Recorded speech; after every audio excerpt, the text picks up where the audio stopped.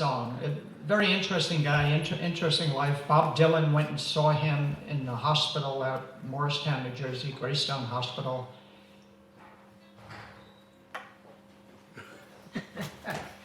And Woody Guthrie is in my book. Let me explain my book.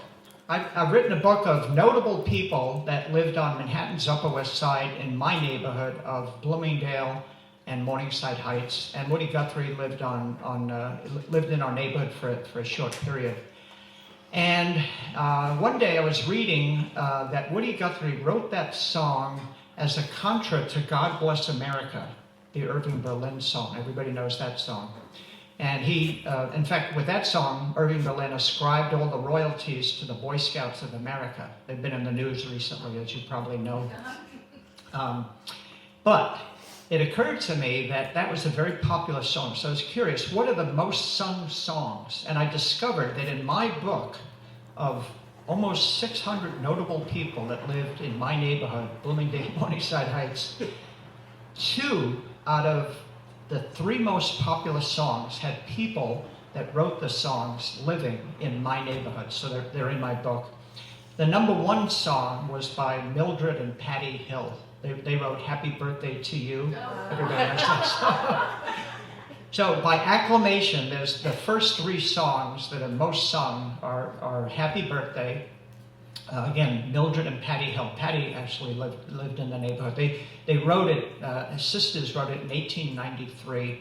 It's been the subject of a lot of royalty suits in the legal realm, et cetera, et cetera. Finally, the courts in 2016 ruled that it was in the public domain. Occasionally, you'd go into Applebee's or something, and instead of singing Happy Birthday to You, they'd bring out a birthday cake and they'd sing For He's a Jolly Good Fellow or something. They were trying to, deal with the copyright issues.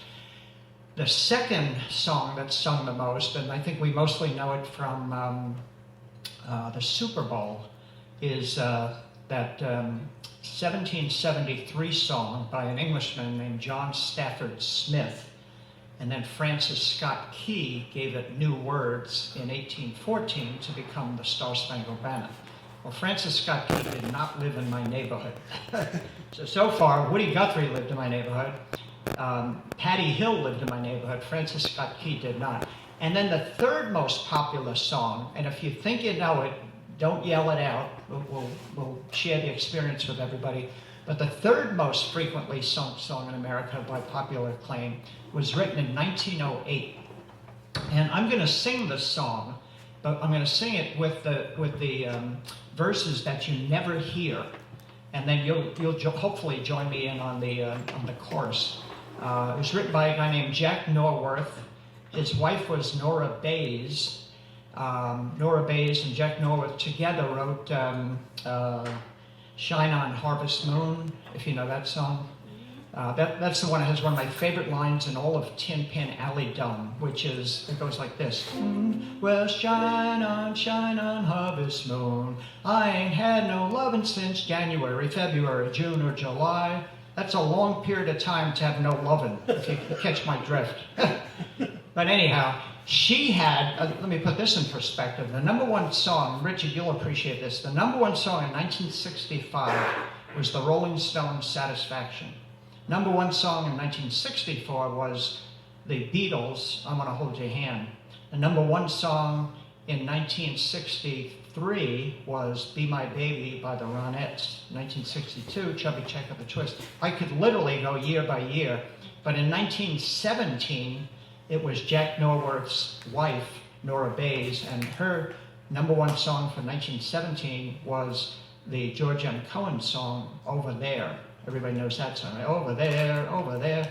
All right, so now we're back to the third most sung song of all time by Jack Norworth and another fellow named Albert von Tilse. And I'll sing it with the verses, which you won't recognize. Here comes my wife, Janet. Yeah. Thank you very much. It's been a very reasonably peaceful 48 years. And continuous. I should stress that. It's been continuous.